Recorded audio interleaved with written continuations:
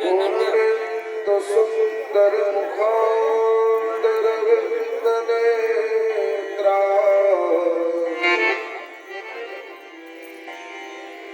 कृष्णात् परं किमपि तत्त्वमहं न जाने।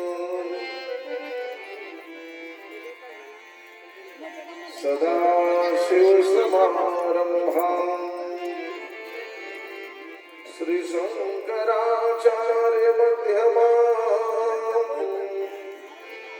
अस्मदाचार्यपर्यन्ताम्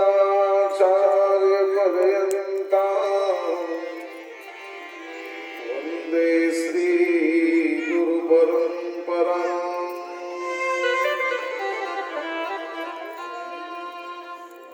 श्रीराधा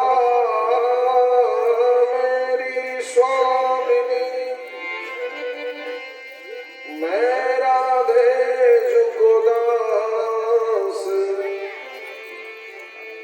जन्म जन्म मोहे दीजियो श्री चरणों में मां।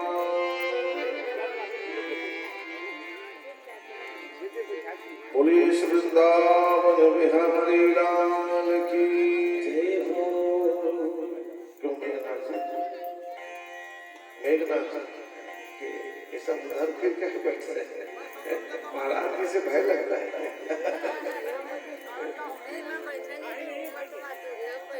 बोलिए वृंदावन बिहारी लाल की जय हो। उमापति महादेव की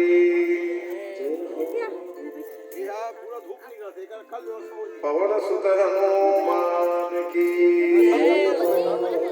सत्य सनातन धर्म की जय हो। धर्म की जय हो। अधर्म का प्राणियों में सद्भावना हो, विश्व का गौ माता की गौ हत्या धर्म सम्राट स्वामी श्री कृपात्री जी महाराज की जय हो। जगद्गुरु शंकराचार्य भगवान की जय हो। अपने अपने गुरु माता पिता की जय हो। नमः पार्वती पतये हर हर महादेव। जय जय श्री राधे।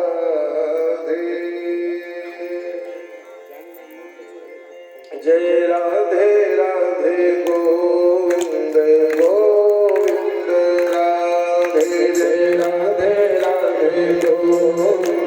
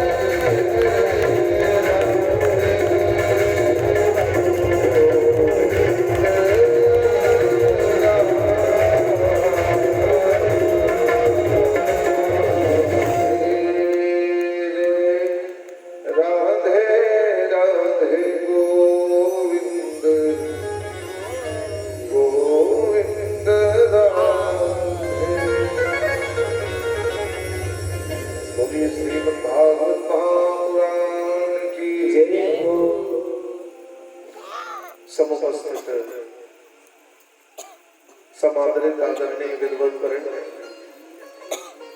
विप्रवृंद भगवत वृंद, भगवान राधा माधव श्याम सुंदर बांके बिहारी मुकुंद माधव के पावन श्री चरणों में अनन्य प्रेम रखने वाले श्रोता बंधुओं, भक्ति प्रेम और वात्सल्य की मूर्तिमंत स्वरूपा माताओं एवं बहनों एवं इस तीर्थ स्वरूप परम पवित्रतम माघ महीने में अपने समस्त पूर्वजों के कल्याण की कामना से अपने परम पूज्य पिता की प्रथम पुण्य स्मृति में अपनी पूजनीय माता और अपने समस्त परिवार के पूज्य जनों के आशीर्वाद से इस देव दुर्लभ समायोजन को समायोजित करने वाले सुनाम धन्य श्री रामकृष्ण साहू जी, उत्तम साहू जी, अनिल साहू जी और साहू परिवार के सभी आत्मीय बंधुओं एवं माता, श्रीमद् भागवत सप्ताह प्रवचन माला में चतुर्थ पुष्प भगवान श्याम सुंदर के चरणों में समर्पित है और समर्पण की भावना के साथ व्यासपीठ से हमारी आप सबके लिए भगवान के चरणों से रोज एक प्रार्थना होती है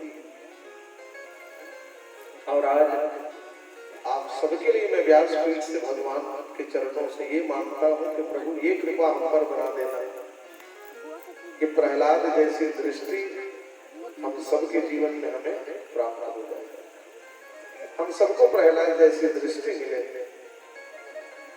ये व्यासपीठ से आप सबके लिए भगवान के चरणों से मंगल प्रार्थना के भाव समर्पित है। बोलिए वहां के बिहारी लाल की जय हो। क्योंकि जैसी स्वयं की दृष्टि होती है वैसी सृष्टि होती है। हम जैसे स्वयं रहेंगे हमें संसार भी वैसा ही लगेगा।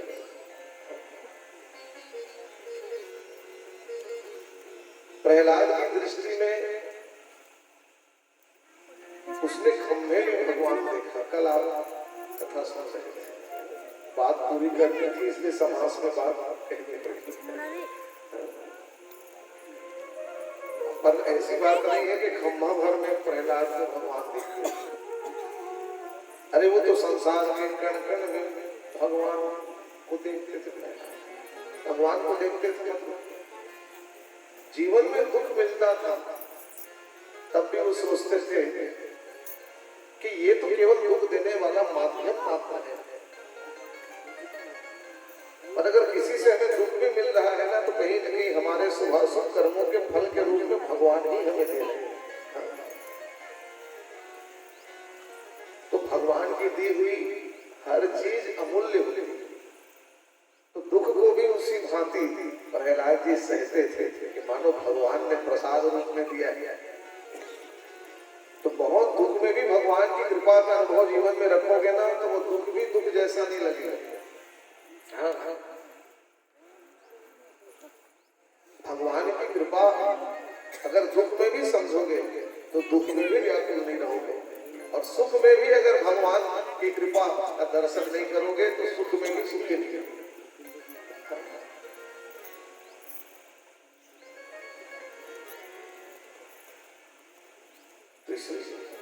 प्रहलाद जैसे दृष्टि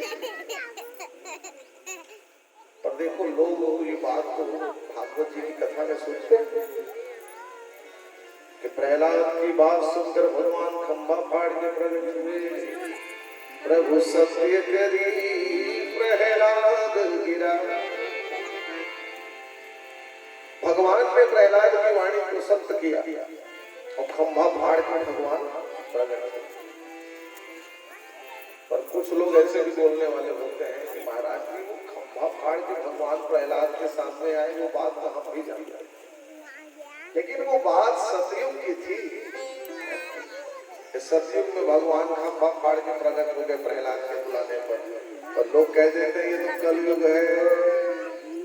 देखो भगवान के चरणों में विश्वास है नहीं, श्रद्धा है नहीं, और लोग बहाना बनाते हैं कलयुग का। कोई भी बात बताए कलयुग कलयुग कहने पर से थोड़ी होगा भाई। कलयुग का मतलब क्या होता है वो पहले जानना। शास्त्रों में कल कारखाना युग को कलयुग कहा जाता है, ऐसी बात है। कलयुग मतलब शास्त्रकारों ने कहा कमलीयते इति कलयुग। कमलीयते, कमलीयते मतलब जैसे सतयुग में भगवान को प्रसन्न करना होता था तो बड़ी बड़ी समाधि लगानी पड़ती, तब भगवान प्रसन्न होते थे। त्रेता युग में भगवान को प्रसन्न करना होता था तो बड़े बड़े यज्ञ करने पड़ते थे। त्रेतायाम यजतो मखे, तब भगवान को खुश कर सकते थे।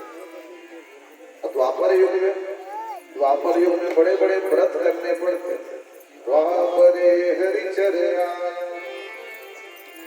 तो सतयुग में समाधि लगानी पड़े, त्रेता में बड़े बड़े यज्ञ करने पड़े, द्वापर में बड़े बड़े व्रत करने पड़े, और कलयुग में, अरे कलयुग में कुछ नहीं कर सकते तो कम से कम भगवान के चरित्र को सुन लो और गा लो। कलयुग केवल नाम धारा, कलयुग केवल नाम धारा,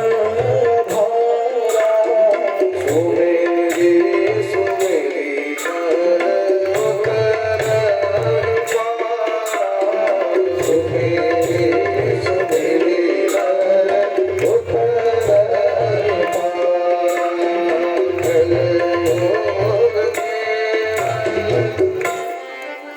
और कुछ नहीं कर सकते। भगवान का नाम तो ले लो, कथा तो सुन लो।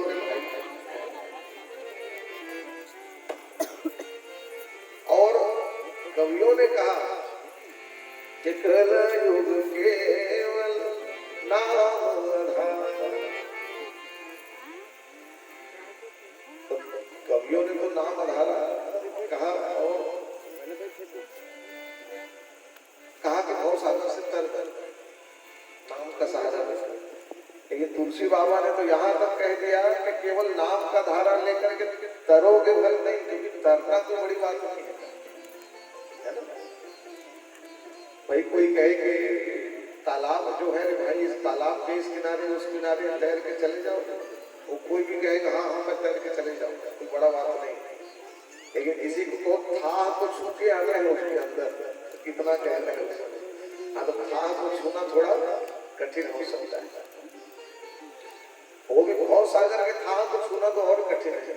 लेकिन तुलसी बाबा कहते हैं कि कलयुग केवल हरि गुण गाहा, अपावत नर भव सागर था। हरि गुण गाहा तो थाहा को पा जाओगे, इसलिए और कुछ नहीं कर सकते रे भाई। देव दुर्लभ शरीर मिला है, जब भी मौका मिले तो कथा सुन लो और भगवान का नाम कर लो, यही तो करना है। पर देखो जैसी दृष्टि प्रहलाद की वैसी आज भी सबकी दृष्टि हो जाए, ये बड़ा कठिन है। आज भगवान को हर जगह देखोगे तो कैसे देखोगे? तो कुछ भी काम करते हो ना तो वो कहते हो कि हाँ ये काम मैंने किया। पहले अपना अहंकार सामने आ जाता है। और जीवात्मा और परमात्मा के बीच जब तक अहंकार का पर्दा पड़े रहेगा ना तो भगवान ना दिखेंगे ना उनकी कृपा दिखेगी, न वो प्रेम होगा। जैसे मैं आपके सामने बैठा हूँ, आपको भगवान की कथा सुना रहा, आप बड़े प्रेम से सुन रहे हैं। लेकिन कभी कभी क्या होता है कि जैसे कोई बिल्कुल ध्यान से हमें देख के कथा सुन रहे हैं और कोई माताएं बंधु नहीं प्रणाम करने आ गए, बीच में आंख खड़ा हो गए वो चार घंटा, तो पीछे वाला जो देख के सुनते रहते वो इधर उधर झांकने लगते, महाराज ने दिख कान में कथा तो जा रही है, महाराज जी देख के क्या करोगे? पर जो कथा की तारतम्यता है, जो भाव है, वो ऐसा नहीं बन पाता।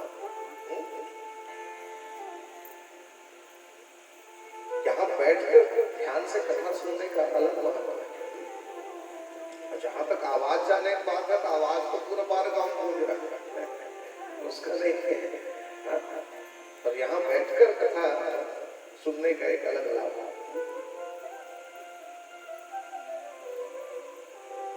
तो उसकी महिमा है। तो उसी प्रकार भगवान की कृपा का दर्शन करो, तब ये जीवन सफल है। सब कुछ भगवान कर रहे हैं। भगवान अगर किसी से दुख या सुख हमें दिला रहे हैं, तो वो केवल माध्यम बन रहा है। किसी को दोष मत दो जीवन में, समझ लो कि वो हमारे किसी इस जन्म के या प्रारब्ध कर्म के किसी गलती का दुख रूप में हम कष्ट भोग रहे हैं। बाकी कोई किसी को दुख नहीं देता है, न कोई किसी को आनंद दे सकता है, सब कुछ देने वाले भगवान। ये प्रहलाद की दृष्टि। पर वैसी दृष्टि सबकी हो जाए बड़ा मुश्किल भी है। कवियों ने गाया है कि भाई एक हुए सूरदास जी महाराज, सब जानते हैं, 16वीं शताब्दी में हुए सूरदास।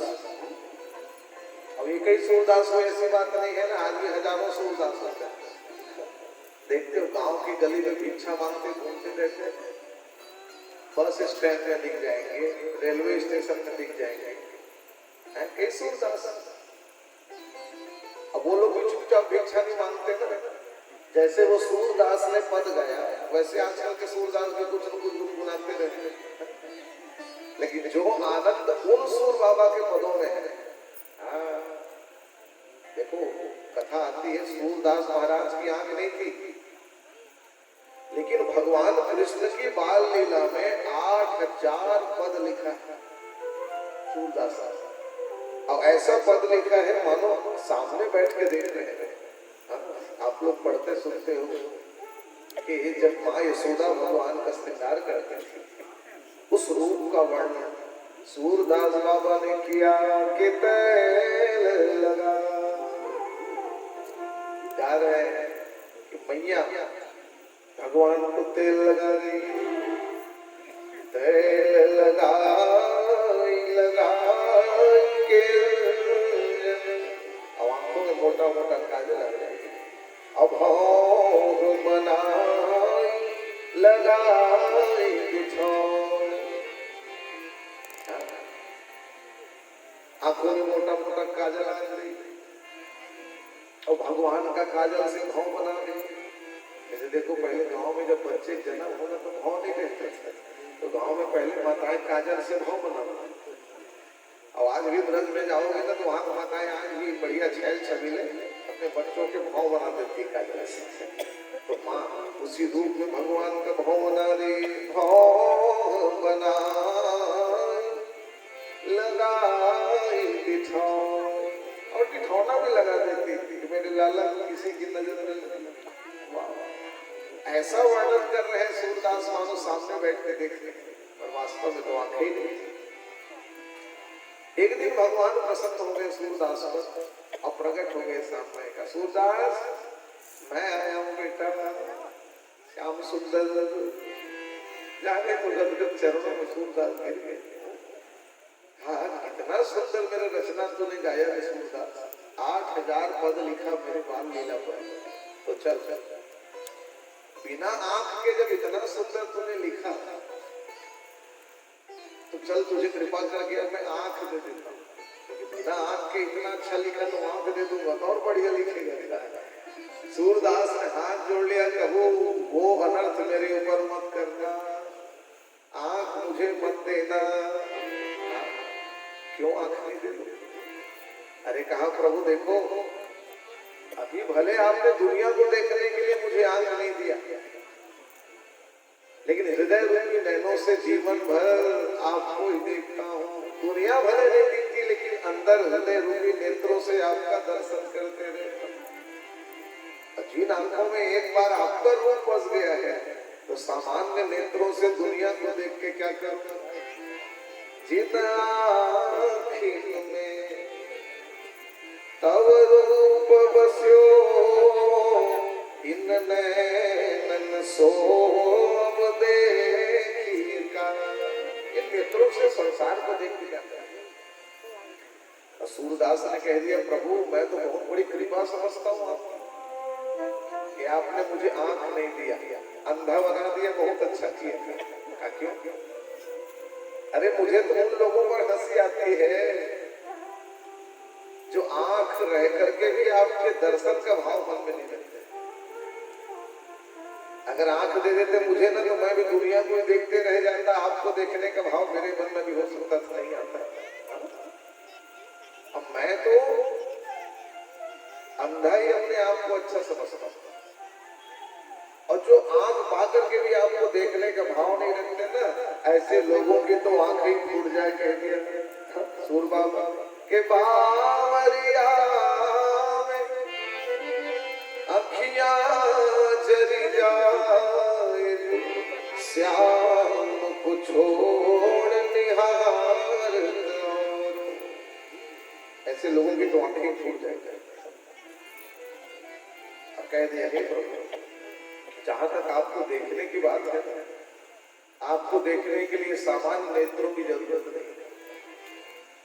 अगर कोई संसार में आपका रूप देखना चाहता है तो उसको सूरदास जैसी अंधी आंखों की जरूरत पड़ेगी। सूर बाबा ने कह दिया कि देखन चढ़ श्याम की मूरत, चाहिए सूर की आंधरिया के। देखन चढ़ श्याम की सूरत, चाहिए सूर की आंधरिया के, चाहिए सूर की आंधरिया के, चाहिए सूर की आंधरिया के। आप जैसे आपका दर्शन करना है, जैसे भीख मांगते बहुत जन सूरदास घूम रहे हैं, लेकिन पद सूरस स्वाद कहा। जो मूल सूर बाबा के पदों में स्वाद है वो आजकल मिलने वाला नहीं। और उदाहरण कि आज भी माताएं तो भक्ति का रूप होती है। आज भी माताएं बढ़िया कीर्तन में कभी कभी झांझ मजीरा, माताओं की मंडली होती है, देखते हैं बढ़िया झांझ मजीरा ढोलक माताएं भी बजाती हैं, करताल माताएं भी बजाती हैं, माताएं भी भगवान के भजन कीर्तन में नाचती हैं। अच्छी बात, भगवान के भजन कीर्तन में आनंद मना रहे हैं। कैसे नाचती है? जैसे मीरा नाचती थी। मीरा नाचती थी, आप लोग पदों में पढ़ते सुनते भी, पग घुंघरू बांध मीरा नाची। और मीरा का तो वो भाव था, जान लो आप लोग। मीराबाई का आखिरी नृत्य उसने द्वारिकाधीश भगवान के सामने नाचा था, द्वारिकाधीश के मंदिर में। पैरों में घुंघरू बांधकर हाथ में करताल लेकर जब मीरा नाचती थी, ये प्रकट बात है ना। द्वारिकाधीश के मंदिर में संतों की टोली बैठी थी, मीराबाई भगवान को रिझाने के लिए नृत्य मंडप में नाचने लगी। और नाचते नाचते मीराबाई इतना झूम के नाची, इस शरीर का भान नहीं रहा, इतनी तन्मय हुई मीरा नाचते नाचते सीधा दौड़ के द्वारिकाधीश भगवान के गर्भगृह में दौड़ी, मूर्ति की तरफ। मूर्ति की तरफ दौड़ी तो पंडा पुजारी सब खड़े थे। सीधा मीराबाई दौड़ी मंदिर के अंदर, जैसे ही दौड़ी सब देखते ही पंडे पुजारी दौड़े, क्योंकि सबको मंदिर के अंदर मूर्ति के पास प्रवेश नहीं होता।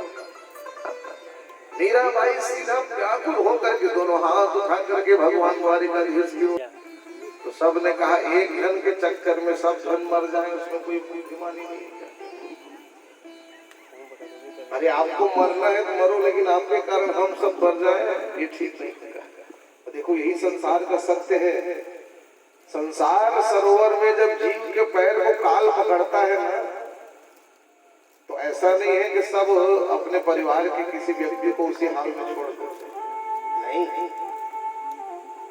अगर परिवार में किसी का तबीयत बिगड़ गया या कोई अस्वस्थ हो गया तो डॉक्टर के पास ले जाओगे, वैद्य के पास ले जाओगे, आईसीयू वेंटिलेटर में रखोगे।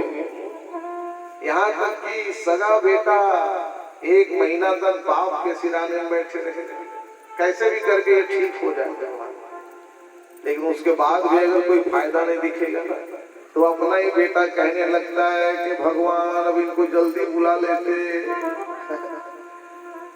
एक बड़ा कठोर सत्य है संसार। अपना कोई प्रिय थोड़ा दूर चले जाएगा तो कहते जल्दी आ जा, तुझे बड़े प्रेम से अपने गले से लगा ले। और वही प्रियजन का अगर रात को शरीर छूट गया ना तो सुबह तक रखना मुश्किल हो जाता है। कहते चलो चलो चलो जल्दी निकल। बड़ा कठोर सत्य। और पहले जो सयाने लोग थे ना, इस सत्य को समझाते थे। ये तो आजकल की पीढ़ी का जमाना है ना कि आजकल के बच्चों के हाथ में मोबाइल के अलावा कोई दिखता ही नहीं। आजकल कोई बच्चे अपने दादी दादा नाना नानी के पास नहीं जाते, वो सबसे बड़ा साधन तो मोबाइल हाथ में रखे घूमते। पहले जो लोग होते थे मनोरंजन का कोई साधन ना हो तो कहानी किस्सा वो बैठ करके सोते समय बच्चों को सिखाते थे। और परंपरा रही है कथा छलेन वाला नीति स्तदि करते, कथा का सहारा लेकर के नीति का पाठ बच्चों को पहले पढ़ाते थे। अब आप क्या आज पढ़ाओगे? आज के बच्चे तो आप ही पढ़ा देंगे। बड़ी विचित्र दशा है। हमें भी याद आता है जब हमारी बचपना था तो दादाजी हमारे बैठा लेते और बैठा करके कहते चलो ये हाथ को जमीन में रखो, जमीन में हाथ रखे, अपना भी रखे। जो पुराने लोग आजकल के बच्चे नहीं जानते, तो पहले ऐसा वो कहते थे अक्कन मक्कन नहीं चटाका, तब खेल ऐसा लोहा लाटा बनने का। तो उस समय तो बड़ा आनंद आता बचपन में उस खेल को खेलने में। और धीरे धीरे जब बड़े हुए, पढ़े लिखे, तब हर बात के कारण को जानने का प्रयास हुआ। तो हमने कहा अटकन पटकन दही चटाका का मतलब क्या है? तब ध्यान आया कि वो पूरे जीवन का सार सर्वस्व है जो वयोवृद्ध जन ये खेल खेल में बताते थे। क्या बोलते हैं? अटकन पटकन। अटकन तू इस संसार में आया, अटकन पटकन, और यहाँ तू भटका, यहाँ वहां। लेकिन घूमते घूमते ऐसा समय आया मरणासन पड़ा रहा। तो मरणासन जब हुआ तो दही चटाका। कई लोगों की परंपरा होती कि लाओ दही चटाका। मरणासन हो रहा है और जैसे ही चाटा प्राण छूटा तो कहा लौहा लाटा, चलो अब जल्दी निकालो। फिर वन में काटा, वन के कांटों की सैया मिलती है। हाँ, कांटों की सैया में सुला दिया जाता है। तुहुर तुहुर पानी देखते हो, पटकी में छिद्र करके कंधे में रख करके परिक्रमा की जाती है, सैया में सुला जाता। फिर गंगा ले गोदावरी, गंगा गोदावरी की यात्रा शुरू होती है। और शरीर ऐसा तपता है कि मानो सावन में करेला पापा। बरसात के समय में भी जब चिता को जलाया जाता है ना तो बिल्कुल पके करेले जैसे दशा हो जाती है। और आखिर में क्या होता है? उसके बाद तो सब दूर हट जाते हैं, पर आखिर में बेल के डारा टूट गए। सब थोड़ा इंतजार करते हैं जलते जलते। जब रचा करके वो शरीर बैठता है तब कहते चल अब उसका कपाल क्रिया कर, एक लोटा लाते हैं बांस में बांध करके घृत भर के और मारते हैं सिर में, कहे भेड़ किनारा टूट गए और खड़े कटोरा फूट गए। अब बताओ, ये खेल खेल में ही सारे जीवन का जन्म से लेकर के प्रयाण तक छोटे छोटे बच्चों को भी सिखा दिया जाता है। आज वो बात समझ आती है, उसका ये रहस्य। तो अपने ही लोग कहने लग जाते हैं इनको चलो जल्दी बाहर निकालो। जो पत्नी वचन दी रहती है 7 जन्म तक आपका साथ निभाऊंगी, हाँ वो रोते भी लगते, दरवाजे देहली तक ही रह जाते। और उसके साथ हो सकता है उसके बाद हमारी यात्रा में 4 लोग चले जाएं कि 40 लोग चले जाएं, 400 चले जाएं, 4000 चले जाएं। जैसे ही वहां पहुंचोगे तो काना फूसी शुरू हो जाता है। कहते हैं चलो जल्दी जल्दी मुखाग्नि दो। और जैसे ही आग देता है बेटा, तो जितने लोग कहने वाले तू मेरा तू मेरा तू मेरा, वो सब पीठ दिखा करके जाने लगते हैं। उसके बाद अगर कोई चीज हमारे साथ जाती है, जैसे लोग कहते हैं कि जीव खाली हाथ आता है और खाली हाथ जाता है, तो ये हो सकता है कि भले वो खाली हाथ आता है, लेकिन हम कहते हैं वो खाली हाथ जाता नहीं। अपने शुभाशुभ कर्मों की गठरी वो अपने माथे में लाद के जाता है। धर्मानुगो गच्छति पंथेक। जीवन में हमारे द्वारा किया गया धर्म ही हमारे साथ जाता है। इसलिए यहाँ का तो खूब बनाओ, लेकिन यहाँ का बनाते बनाते वहां का मत बिगाड़ो। हमारे जाने के बाद तो यहाँ हमारी संपत्ति के लाखों बंटवारे करने वाले खड़े हो जाएंगे। लेकिन यहाँ बनाने के लिए अगर आपने वहां का बिगाड़ लिया तो समझ लेना वहां हिस्सेदार लेने के लिए कोई नहीं आएगा। जैसे ये बात तो आप सब लोग जानते हैं कि माताओं को अपने पति देव की अर्धांगिनी कहा गया। अर्धांगिनी मतलब पति जो कुछ करेगा उसका आधा माताओं को मिलेगा। विवाह में सब लोग सप्तपदी बोलते भी होंगे। 7 वचन अपने पति से पत्नी विवाह के मंडप में लेती है। आप सब लोगों ने लिया होगा, सबको पता है कि तीर्थ व्रतोद्यापन इंगिदान। माताएं कहती है कि हे पति देवता, चाहे तीर्थ जाओ कि यज्ञ करो कि दान करो, सबके पुण्य को बिना कुछ कहे आधा मुझे देना पड़ेगा। और ये बात शास्त्र भी कहता है कि पति जो पुण्य करता है, पत्नी अगर उसके साथ नहीं है ना, तब भी पति के पुण्य का आधा हिस्सा पत्नी को मिल जाता है। लेकिन देखो भाई, पुण्य भर का मिलता है ना। कोई पति सोचने लग जाए कि मेरे पाप का भी आधा हिस्सा मेरी पत्नी को मिलेगा, तो धोखे पाप का हिस्सा खुद भोगना पड़ता है, वो पत्नी को नहीं मिलेगा और न पत्नी लेने वाली।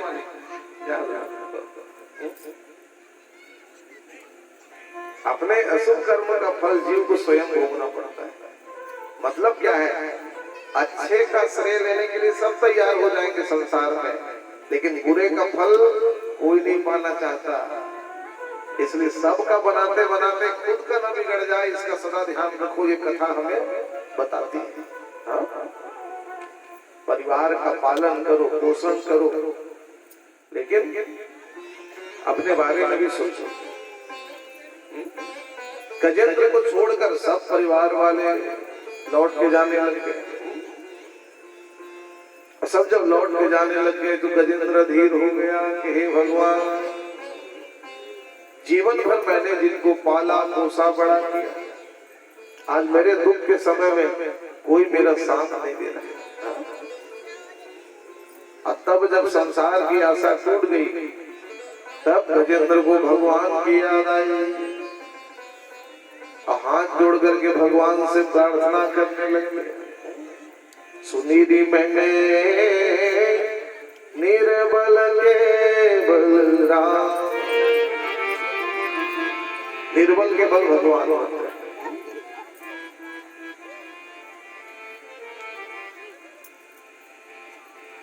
निर्बल के बल भगवान होते हैं। आंख मूंद करके भगवान का ध्यान करने लग गया, दिव्य स्तुति गाने लग गए। पर परीक्षित ने झट से खड़े हो पूछ दिया, कहा महाराज ये हाथी भी कभी स्तुति गाएगा? अच्छी बात बताते हो, हाथी कैसे स्तुति गा देगा? तो कहा इस जन्म में हाथी है ना, लेकिन पूर्व जन्म में भगवान का बहुत बड़ा ये भक्त है। कहा कौन है पूर्व जन्म? तो बताया ये जो हाथी बना है गजेंद्र, ये अपने पिछले जन्म में इंद्रद्युम्न नाम का एक राजा था। इसका नाम था इंद्रद्युम्न। अब इसने जीवन में कभी गुरु नहीं बनाया, 2-4 कॉपी किताब पुस्तक पढ़ लिया और ब्रह्म ज्ञानी बनकर के जंगल में ध्यान लगा बैठ गए। देखो आप बहुत बड़े ज्ञानी नहीं हो तो कोई बात नहीं, पर सबके जीवन में किसी न किसी गुरु का सहारा होना चाहिए। गुरु बिनु भव निधि तरहि न कोई। गुरु बिनु भव निधि तरहि न कोई। गुरु बिनु भव निधि तरहि न कोई। गुरु बिनु भव निधि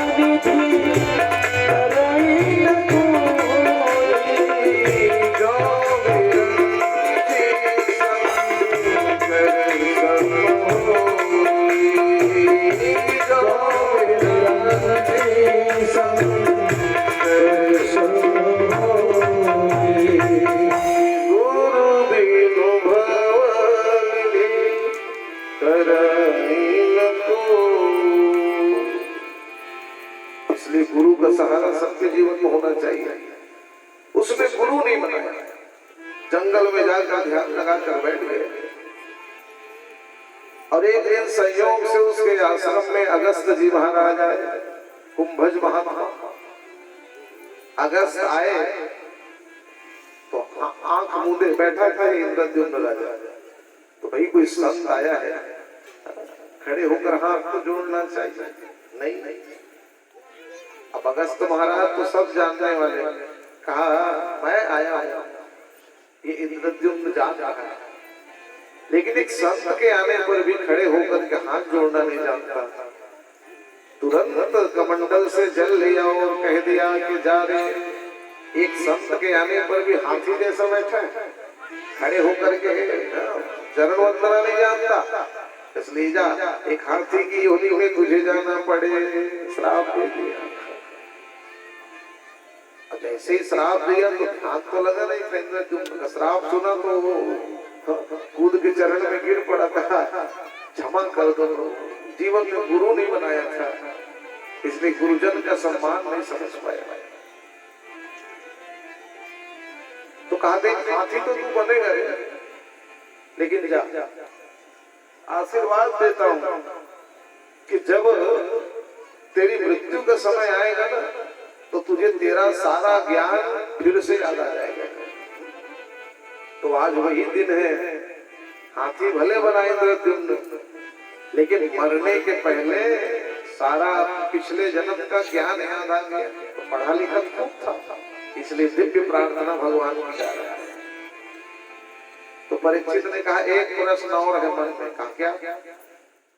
अरे भाई ठीक है, ये हाथी पिछले जन्म का इंद्रद्युम्न था, लेकिन वहां तो सैकड़ों हाथी नहा रहे थे सरोवर में, पर ग्राह ने किसी का पैर क्यों पकड़ा और किसी का क्यों नहीं पकड़ा? देखो कथा सुनने में ना जिज्ञासा होनी चाहिए। उसी का क्यों पकड़ा? सुखदेव महाराज प्रसन्न हो गए। कहा वाह वाह वाह। कारणाय नमो नमस्ते, अखिल कारणाय निष्कारणाय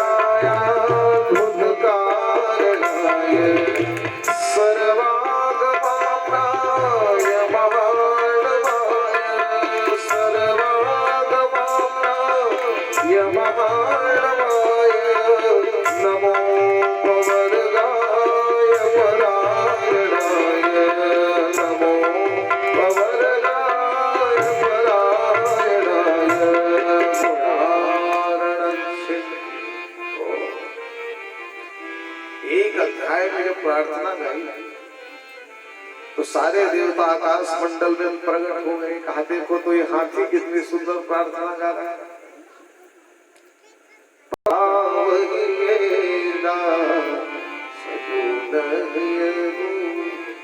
कैसे जल का ही तरंग है और तरंग जल की है, उसी प्रकार सगुण साकार और निर्गुण निराकार में कोई भेद नहीं।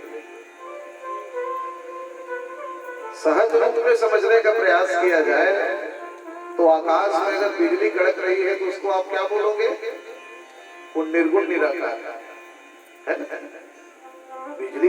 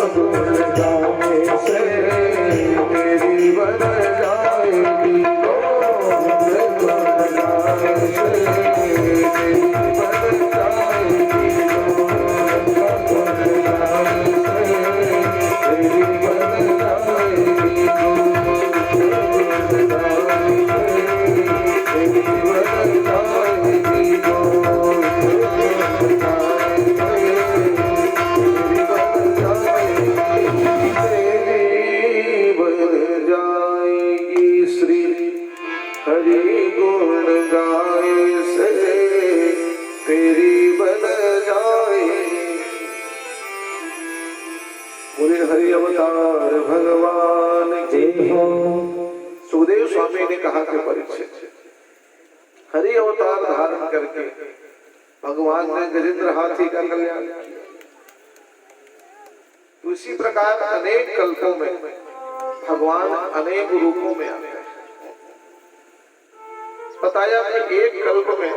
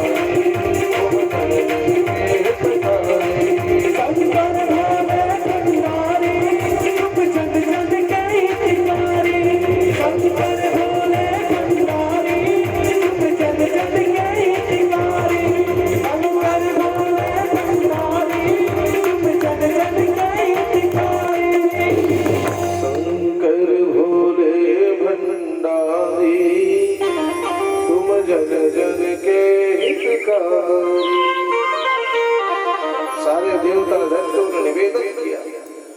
निवेदन सुनकर भगवान प्रकट हुए। भगवान ने कहा क्यों स्मरण किया? सारे देवता दैत्यों ने बताया, कहा महाराज हमने अमृत पाने के लिए समुद्र का मंथन किया। भगवान ने कहा ठीक, पर अमृत प्रकट नहीं हुआ, जहर प्रकट हो गया। भगवान ने कहा ठीक, तो कहा प्रभु आपको इसलिए बुलाया है कि आप जहर को पी लेते। भगवान ने कहा वाह अरे बड़े स्वार्थी भगत हो मेरे का, बुलाया भी जहर पीने के लिए। भगवान को कोई जहर पीने बुलाता है? अब एक बात बता, मुझसे पूछ के समुद्र को मथा क्या? अपने मन से मथा। अब कहीं अमृत पहले निकल जाता तो कोई बुलाने आते का, चलो महादेव भगवान अमृत पी लो। अमृत कहीं पहले निकल जाता कोई पूछने नहीं जाता, और जहर निकल गया उसको मैं पीऊंगा। सबने कहा प्रभु आप तो बोले ना, कृपा कीजिए, सारे संसार का दूर दूर कीजिए। तो भगवान ने कृपा की और सोचा दक्ष के श्राप को भी पूरा करना है। भगवान ने एक झटके से उस हलाहल विष की कटोरे को हाथ में लिया। ततः करतली कृत्य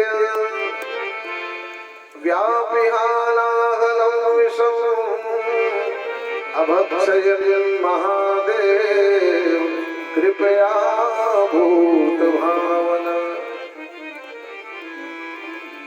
पी जरूर रहे भगवान, पर पीते पीते विचार भी है कि भाई पी रहा हूं लेकिन शरीर में रखूंगा कहाँ इसको।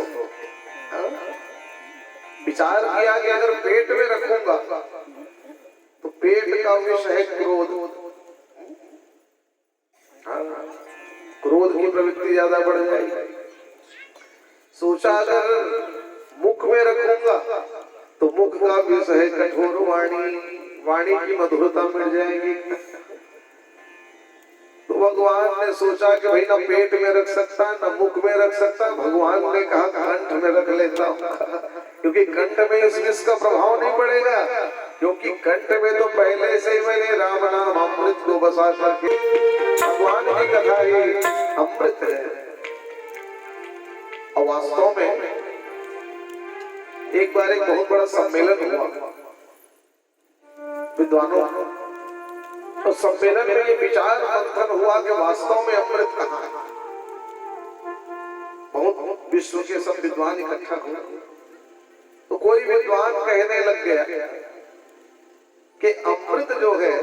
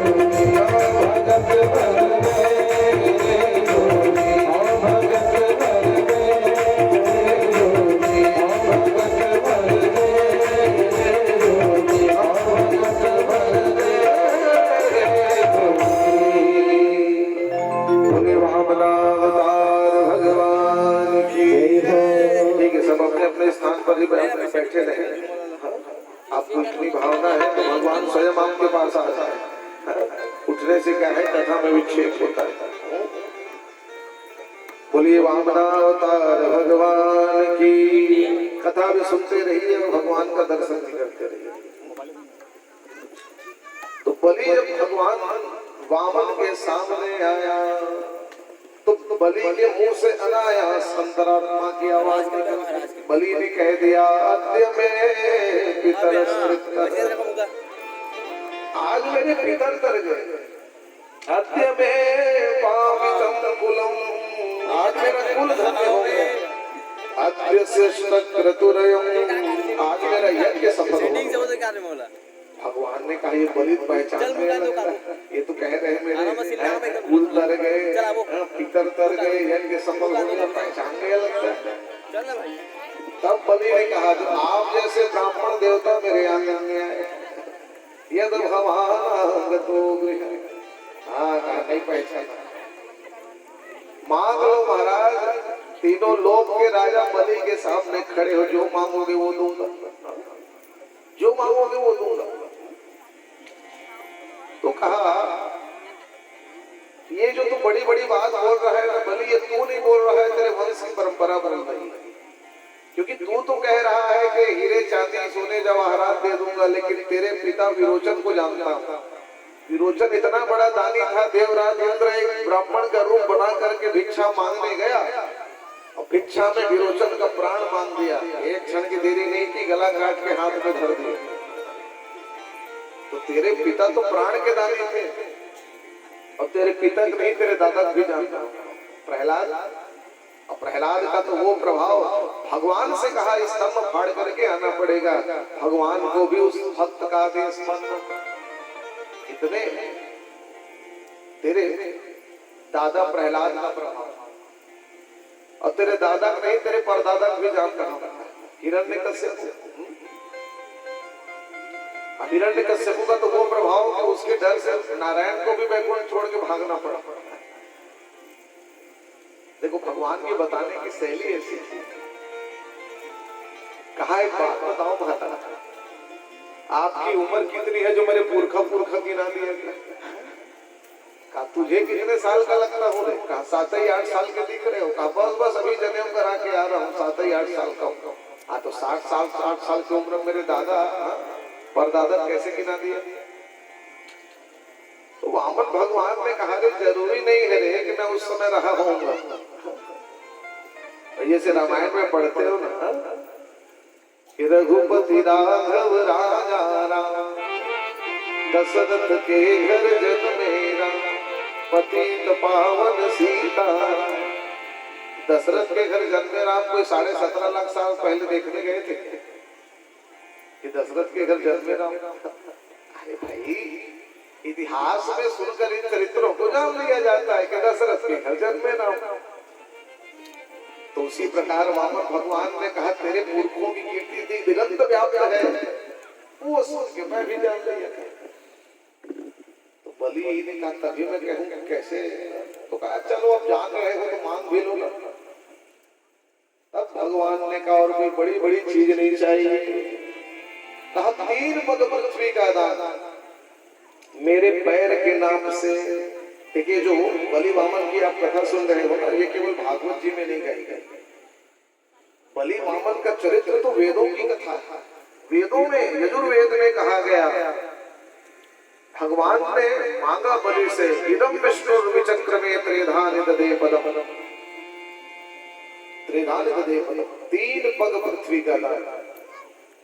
बलि हंसने लग गया, कहा हो तीनों लोक के राजा बलि से मांगा भी क्या मांगा? 3 पग पृथ्वी, छोटे छोटे चरण। बलि ने कहा बड़ी गलती हो रही थी महाराज। क्या गलती हो रही थी? मैं सोच रहा था कि आपकी उम्र भले बहुत कम है लेकिन बुद्धि बहुत बड़ों की है, जो बड़ी बड़ी बात आप कर रहे थे। लेकिन तीनों लोक के राजा बलि से 3 पग पृथ्वी मांगकर आपने सिद्ध कर दिया कि आप बच्चे हो और आपकी बुद्धि भी बच्चों जैसी है। तो बालम बालिस्मति। भगवान ने मन ही मन कहा पहले 3 पग भूमि का दान तो दे रहे, उसके बाद कितना बच्चा हूँ कितना बड़ा वो पता चल जाएगा। तो बलि ने कह दिया लो प्रभु अब इतना कह ही रहे हो, दूंगा। आप आपको 3 पद पृथ्वी ही दूंगा। अब इधर बात चल रही, उधर शुक्राचार्य महाराज व्याकुल है, कहा दान देने गए चेला लौट के कैसे नहीं आ रहा है, पूर्णाहुति समय गुजर रहा है, ऐसा कौन मानने वाला है, चलो मैं चल कर देखता हूँ। शुक्राचार्य जी महाराज मंडप से निकल के आए तो देखा सोने के सिंहासन में भगवान वामन विराजमान है और चरणों के पास बलि और विंध्यावली रानी बैठे। हाँ, लेकिन देखो ज्ञान वो महान होता है जो भगवान का बोध करता है। देखते ही शुक्राचार्य महाराज जान गए, कहा बलि किसके चरण के पास बैठा है। बलि ने कहा ब्राह्मण देव गलत सोच रहे हैं, देखो गुरु ही तो भगवान का ज्ञान कराता है। शुक्राचार्य महाराज कहने लग गए कि ये कोई सामान्य बालक नहीं, एस विरोचने साक्षात्, अरे विरोचन पुत्र बलि, ये साक्षात भगवान विष्णु ये अव्यय पुरुष नारायण है। कश्यप अदितिर्जातः देवानां कार्य साधक, कश्यप अदिति के बेटे बनकर देवताओं का काम बना रहे हैं। जाना तो बलि गदगद हो गया, कहा देखो तो तभी मुझे लग रहा था मेरे भीतर तर गए, मेरा यज्ञ सफल हो गया, कुल धन्य हो गया, आज तो सारे जगत के देने वाले भगवान मेरे दरवाजे में मांगने आए। बलि गदगद हो गया, कहा मैं धन्य हो गया, धन्य हो गया। शुक्राचार्य महाराज ने कहा ये धन्य वगैरह बाद में होगा, एक बात बता, इनको कुछ दूंगा थोड़ी बोला है, अब दूंगा बोला भी होगा ना तब नहीं दूंगा बोला, नहीं दूंगा बोला। हाँ अच्छा बताते हैं गुरु जी, जीवन भर सिखाया कि झूठ से बड़ा कोई पाप नहीं, और आज गुरु महाराज हो बोल रहे झूठ बोल दो, पाप नहीं लगेगा। कोटि बैरी समा कोटि बैरी समा सदयति परम स्नेही, सदयति परम स्नेही, जाके प्रिय राम प्रिय राम। तुलसी बाबा कह रहे हैं कि जो भगवान के मार्ग में बाधा बने उसको त्याग दो। तो उस समय संतों ने कहा कि महाराज अभी आप बोल रहे हैं त्याग दो, हम त्याग भी देंगे, लेकिन जब कलयुग आएगा तो लोग हर बात का प्रमाण मांगेंगे कि किसने त्यागा, तो वो भी तो बताना पड़ेगा। तुलसी बाबा ने कहा वो भी बता देता हूँ, उदाहरण देकर बताया है कि पिता जो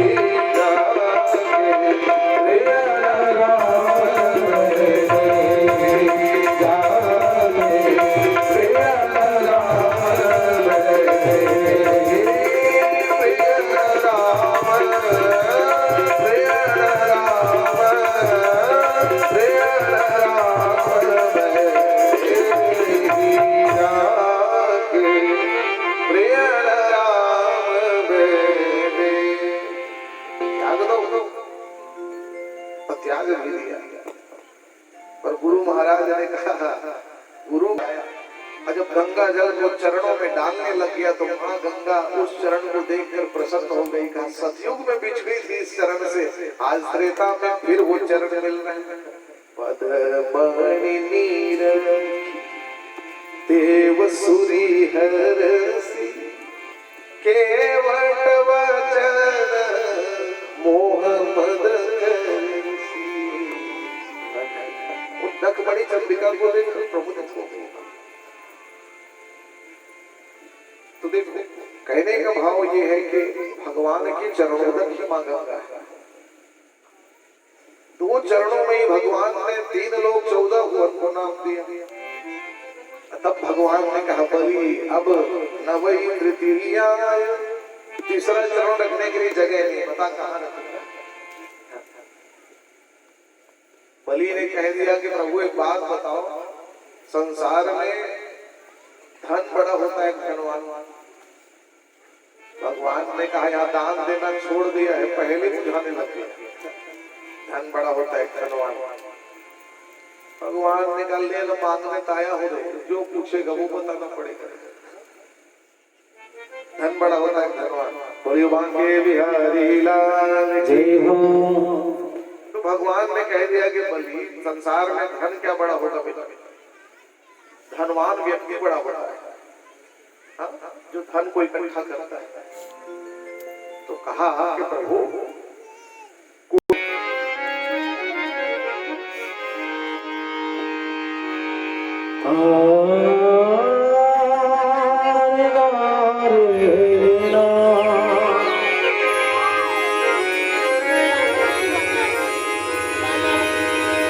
तू जाने तेरा काम जाने, तू जाने तेरा काम जाने, तेरे भरोसे मेरे गाड़ी, तू जाने तेरा काम जाने, तेरे भरोसे मेरी गाड़ी, तू जाने तेरा काम जाने। थोड़ा सा बेस देंगे माइक में। तू जाने तेरा काम जाने, तू जाने तेरा काम जाने, तेरे भरोसे मेरे गाड़ी, तू जाने तेरा काम जाने, तेरे भरोसे मेरे गाड़ी, तू जाने तेरा काम जाने।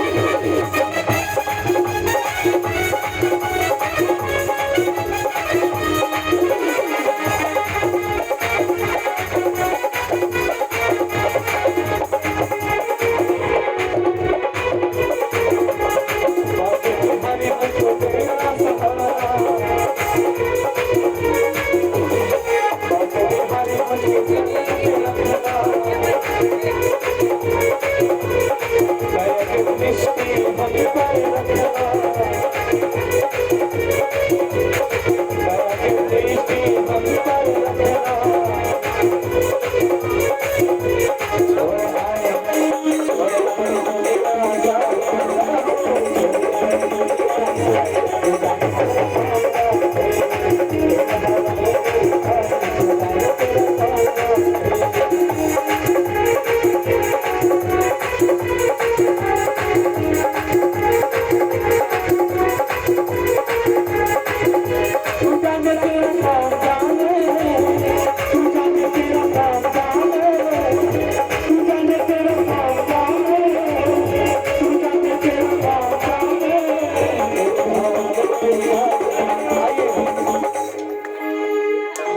जिसको लगता है अगर उसके सिर पर ठाकुर जी का हाथ है, वही हाथ उठाकर गाएंगे भाव से। वजन भाई, जिसको लगता है ठाकुर जी का हाथ उसके सर पर, वही हाथ उठाकर गाएंगे, कहेंगे तेरे भरोसे मेरे गाने तू जाने तेरा काम जाने।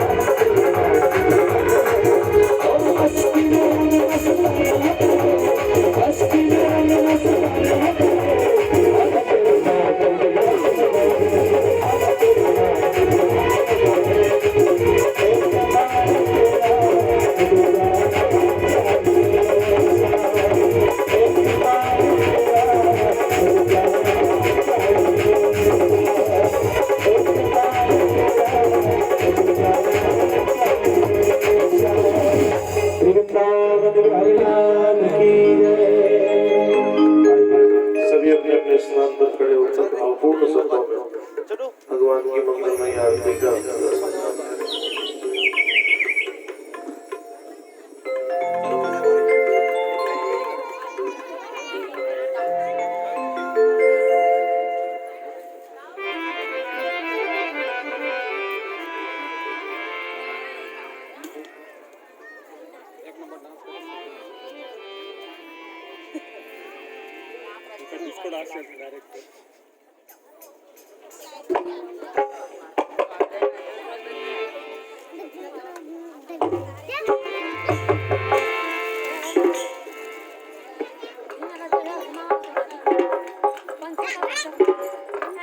अरे होती चला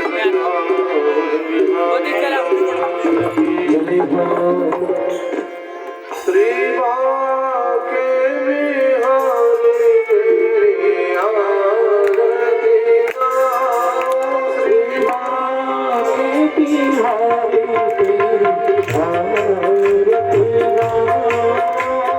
हे मदन मोहन तेरी आरती गाऊं, हे मदन मोहन तेरी आरती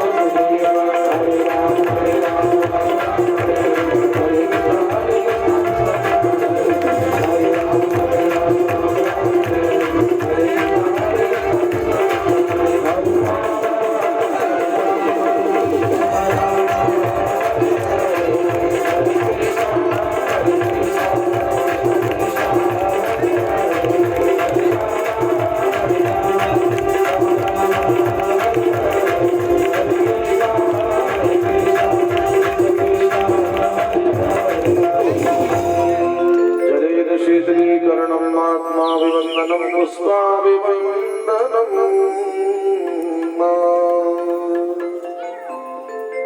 सभी हाथ जोड़कर भगवान के श्री चरणों से अपने सुख समृद्धि और कल्याण की कामना से